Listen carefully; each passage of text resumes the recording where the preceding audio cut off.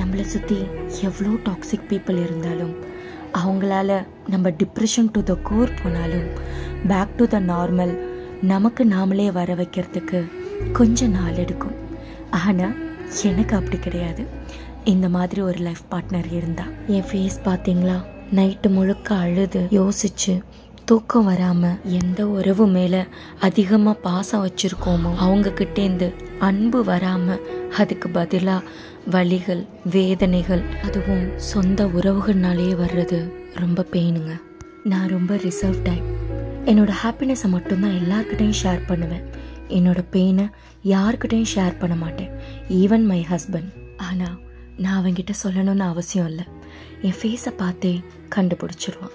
என்னை back to the normal வர வைக்க என்னை எங்கேயாவது கூட்டிகிட்டு போயிடுவான். என் ஃபேஸில் அந்த சிரிப்பை வர வைக்க எல்லா ஒர்க்கையும் விட்டுட்டு வந்துடுவான். எல்லாரும் என்கிட்ட கேட்பாங்க, யூ ஆல்வேஸ் பி ஹாப்பி, உனக்கு ப்ராப்ளமே இல்லையா, பெயின், டார்க் சைட் எதுவும் இல்லையான்னு கேட்பாங்க. நானும் ஒரு ஹியூமன் தானே. Yes, even I have all these stuffs, but my remedy is my husband. இந்த மாதிரி அன்கண்டிஷனல் லவ் கொடுக்குற உங்கள் லைஃப்பில் ஒருத்தர் இருந்தால் மற்ற எந்த உறவுகளும் தேவையே இல்லைங்க. உங்கள் வாழ்க்கையிலையும் இந்த மாதிரி லவ்வபிள் ஹஸ்பண்ட் இருக்காங்களா? இந்த வீடியோவை அவங்களுக்கு டெடிகேட் பண்ணுங்கள்.